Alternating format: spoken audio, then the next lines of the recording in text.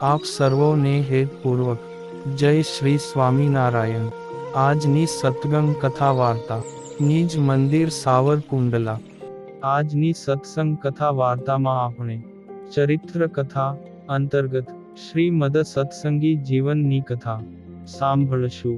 પ્રકરણ 4 અધ્યાય 48 સુવ્રત મુનિ કહે છે કે, હે રાજન, આ પ્રમાણે પરમાત્માનું સ્મરણ કરી ગુરુ શિષ્ય એકાગ્ર બનીને સુશોભિત દેવપીઠ તથા અગ્નિકુંડના મધ્ય સ્થાને બેસવું અને સ્નાન કરી પવિત્ર થઈ નિત્ય વિધિ કર્યા પછી વધારેલા આચાર્ય શ્રીએ એ સ્થાનમાં દર્ભનું કે મૃગચર્મ અથવા ઊનના આસન ઉપર બેસવું ને શ્વેત વસ્ત્રો ધારણ કરી રહેલા અને ભગવાનની પ્રસાદી ચંદનાદિકથી અલંકૃત થયેલા શિષ્ય પણ એવા જ પ્રકારના આસન પર બેસવું ને સદ્ગુરુને પ્રણામ કરવા।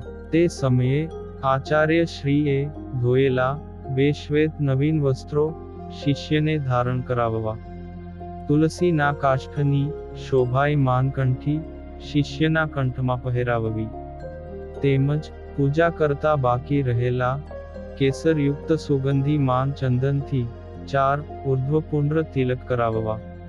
પછી આચાર્ય શ્રીએ ચંદનથી શ્રી કૃષ્ણ ભગવાનના આયુધ સ્વરૂપ શંખ ચક્રાદિકથી શિષ્યના ડાબા અને જમણા હાથમાં અંકન કરવું। પછી આચાર્ય શ્રીએ ઉત્તર મુખે કે પૂર્વ મુખે બેસી બે હાથ જોડેલા તે શિષ્યના જમણા કાનમાં મંત્રનો ઉપદેશ કરવો। સાવધાનપણે હૃદયમાં શ્રી કૃષ્ણ ભગવાનનું ધ્યાન કરતા કરતા આચાર્ય શ્રીએ ઋષિએ સહિત અષ્ટાક્ષર મહામંત્રનો ઉપદેશ કરવો। આ અષ્ટાક્ષર મંત્રના ઋષિ નારદજી, છંદ અનુષ્ટુપ ને દેવતા શ્રી કૃષ્ણ છે। એ શ્રી કૃષ્ણ ભગવાનની પ્રસન્નતા માટે હું જપમાં વિનિયોગ કરું છું। પછી આચાર્ય શ્રીએ 3 વખત આ મંત્રનો ઉપદેશ કરીને પૂર્વની જેમ જ બેસવું। ત્યાર પછી પાલન કરવા યોગ્ય સર્વ ધર્મનો શિષ્યને ઉપદેશ કરવો। હે પુત્રો, આચાર્ય શ્રીએ ઉપદેશ કરતા કહેવું કે, હે શિષ્ય, તમારે ઉર્ધ્વપુંડ્ર તિલક ધારણ કરવું, 3 વખત વિષ્ણુની પૂજા કરવી અથવા એકવાર કરવી અને તુલસીના કાષ્ઠની માળા નિરંતર ધારણ કરવી। હે શિષ્ય, સંધ્યા વંદન પૂજા આદિક કર્મ કરતી વખતે ગોપી ચંદનની શ્વેત માટીથી ઉર્ધ્વપુંડ્ર તિલક કરવું। એ તિલક દંડના જેવા આકારવાળું સુશોભિત મધ્યે અવકાશવાળું લલાટ તેમજ નાસિકાના મૂળ ભાગથી આરંભીને કેશ પર્યંત તર્જની આંગળીથી કરવું। એ જ પ્રમાણે હૃદયમાં તથા બંને ભુજાઓમાં તિલક કરવા। ત્રણેય વર્ણના મનુષ્યોને 4 જગ્યાએ તિલક કરવાનું શાસ્ત્રમાં વિધાન છે। પછી શ્રી હરિનું પૂજન કરી પ્રસાદીભૂત ચંદનથી ચાંદલાએ સહિત સુંદર તિલક અરીસામાં જોઈને કરવું ને તિલકની મધ્યે ગોળાકાર ચાંદલો કુમકુમથી કરવો।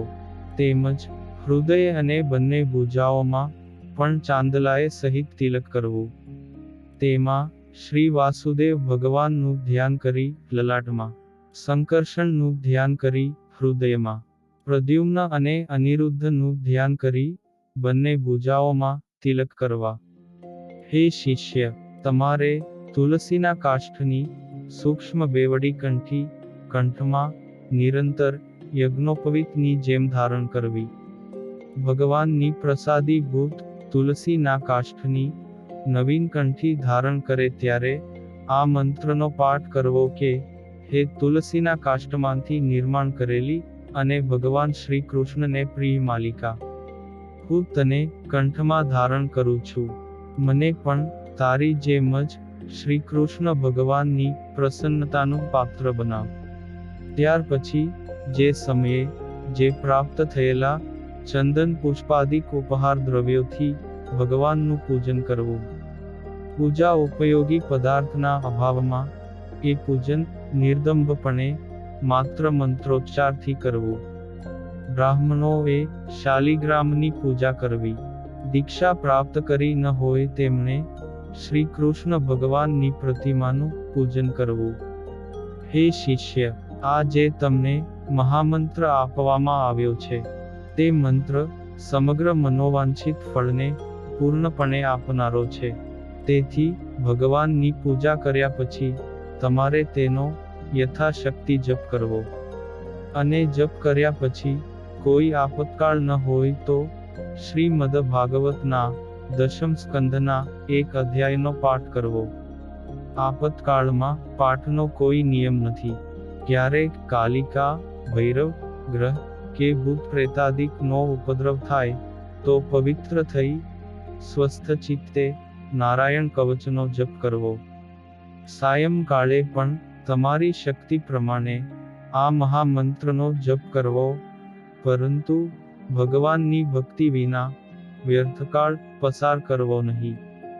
ભગવાનની કથાનું નિરંતર શ્રવણ કરવું, ગુણોનું સંકીર્તન કરવું, ભગવાનનું ધ્યાન, પૂજન, દંડવત પ્રણામ વગેરેમાં પ્રવૃત્ત રહેવું, પરંતુ બીજી ક્રિયામાં ઉદાસીન રહેવું. હે શિષ્ય, આપતકાળ પડ્યા વિના સધવા સ્ત્રીઓનો પણ સ્પર્શ ન કરવો. ભગવાનની પ્રસાદી વિનાનું એક પાંદડું પણ જમવું નહીં અને જળ પણ પીવું નહીં. અન્નાદિક જે કની હોય તેનું પ્રથમ શ્રી વાસુદેવ ભગવાનને નિવેદન કરીને તે અન્નાદિક વડે અન્ય દેવતાઓનું તેમજ પિતૃઓનું તર્પણ કરવું. હે શિષ્ય, તમારે ચાતુર્માસ, કાર્તિક માસ અને માઘ માસમાં પણ વિશેષ નિયમોનું પાલન કરવું. અને ભોજનમાં સાક્ષાત મીઠું ગ્રહણ કરવું નહીં. મળનો ત્યાગ કર્યો હોય ત્યારે કટી સ્નાન કરવું. આપતકાળમાં સ્નાન ન કરે તેનો બાદ નથી. તેમજ જળ વિના લઘુશંકા પણ ન કરવી. આપતકાળમાં જળનો નિયમ નથી. તમારે સર્વકાળે બ્રહ્મ મુહૂર્તમાં નિદ્રાનો સર્વથા ત્યાગ કરવો. રાત્રે પ્રથમ પ્રહર પછી શયન કરવું. સર્વે દશમી, બારસ અને એકાદશીની તિથિઓ કે જન્માષ્ટમી આદિક વ્રતના દિવસોમાં દિવસની નિંદ્રાનો ત્યાગ કરવો. દિવસે એકવાર ભોજન કરવું, રાત્રિએ એકવાર ભોજન કરવું, પણ દિવસમાં 2 વાર ભોજન કરવું નહીં. રોગાદિક આપતકાળમાં કે પરતંત્રતાને લીધે રાત્રે કે દિવસે 2 વાર ભોજન લેવાય તેનો દોષ નથી. શ્રાદ્ધનું પ્રેતાન જમવું નહીં. સંસ્કાર નિમિત્તે અપાતું અન્ન પણ જમવું નહીં. પરંતુ નજીકના સંબંધી જનોને જમવાનો દોષ નથી. આમ ગુરુએ તેના શિષ્યને ઉપદેશ કરવો. અને હવે પછીની કથા વાર્તા આપણે આગળના ભાગમાં સાંભળશું. અત્યારે આપ સર્વોને ભાવથી જય શ્રી સ્વામિનારાયણ.